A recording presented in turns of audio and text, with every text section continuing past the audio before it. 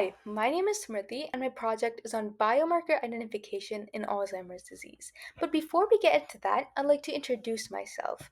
Over the past 3 years of my high school journey, I've participated in science research through the Pennsylvania Junior Academy of Science, earning first place and the Director's Award over the years. I also founded the United Youth Coalition, a youth led organization that creates motivational cards and care packages for those with mental and physical disabilities, and across our international chapters, we have raised over $25,000. Finally, is speech and debate. I've competed in public forum debate, ranking 34th in the nation for 2 consecutive years, according to NCFL rankings, and also serve as the president for the upcoming school year. Now let's introduce my project. What is Alzheimer's disease? Well, Alzheimer's disease is a neurodegenerative disorder or a disorder that leads to visible amounts of brain mass or brain volume declining over time.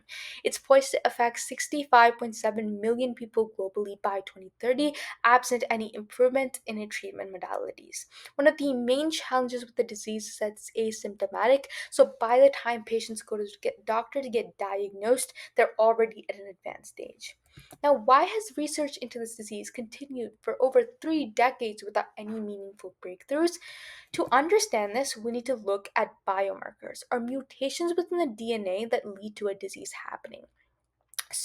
Or indications of a disease. So, in neurological conditions, we prioritize psychological biomarkers or biomarkers based on the way we act, the way we behave, because we follow a 2011 gold standard framework. So, things like memory decline and slower processing speed are psychological biomarkers for Alzheimer's disease.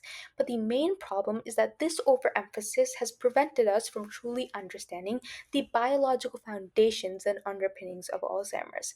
But secondly, we have deviated beyond this point and have identified three hallmark biological biomarkers: amyloid, tau proteins, and APOE. But the problem is that it's comorbid with other diseases as well, such as Huntington's and Parkinson's, thus lacking specificity. These two problems I sought to solve with my project. I conducted my project computationally and used two main databases: the Gene Expression Omnibus and the Alzheimer's Disease Neuroimaging Initiative, both of which are National Institute of Health compiled databases. The first step was pre processing or cleaning up the data to ensure there's a good quality sample to start off with.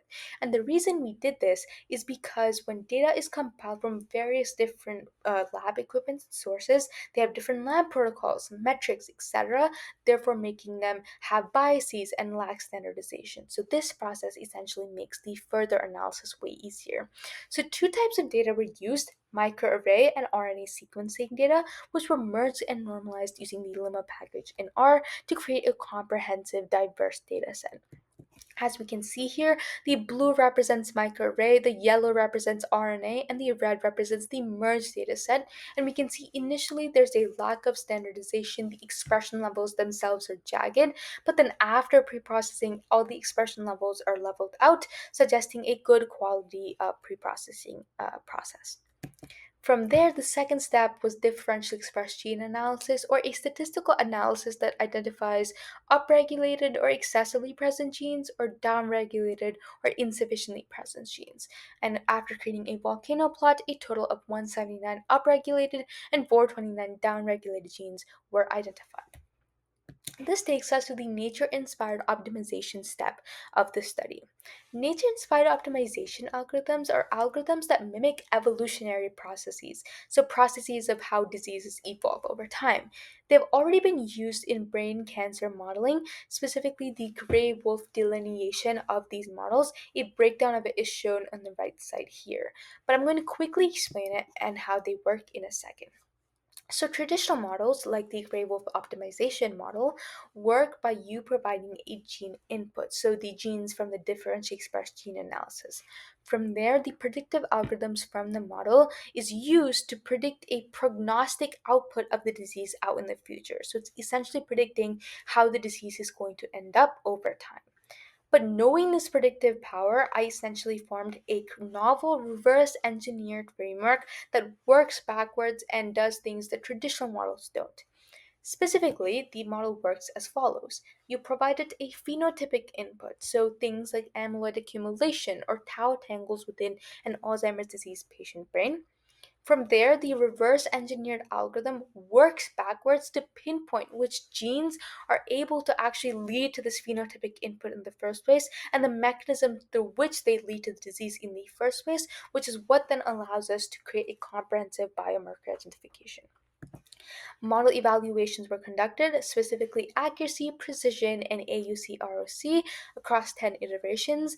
And across all three tests, the model was up to 90%, if not higher, accurate, suggesting a really effective model. The results are as follows. Two types of results were found: mitochondrial dysfunction and lysosomal dysfunction. Specifically, complex 1 and complex 4 genes were identified to be downregulated, suggesting impaired oxidative phosphorylation and ATP production, so cells were not able to provide or create enough energy to continue functioning in the long run, which is what then led to neurodegeneration. But secondly, lysosomal dysfunction molecules like ATP6-VOC, a gene that helps control acid levels inside lysosomes, was also found to be downregulated, which is what then prevented cells from being effectively able to clear waste within them, which is what then ultimately led to programmed cell death or apoptosis. Looking at the implications of the study, from the study, we were able to find new Alzheimer's biomarkers that can be used for personalized treatments in the future, but also further analysis and literature mining found that these molecules and biomarkers were actually developed before the symptoms themselves were apparent within the patient, thus allowing us to create early detection tools for the disease in the future. Looking at the limitations and future directions of the study, one is wet lab research. Computational relevance does not exactly mean biological relevance, even though it was done in a robust manner. So, future research could use these biomarkers to validate their true role in Alzheimer's disease. But secondly, is data biases. RNA sequencing data is a relatively new technology when it comes to Alzheimer's disease in these databases, which is why not a lot of RNA sequencing data was used within my study. Therefore, future research could incorporate more to ensure a more robust basis for analysis. These are my references. I'd like to thank Dr. Needleman from the Harvard University and his colleagues, and Dr. Agarwal from the Penn State University for providing occasional guidance with my project. And I'd also like to thank you for listening as well.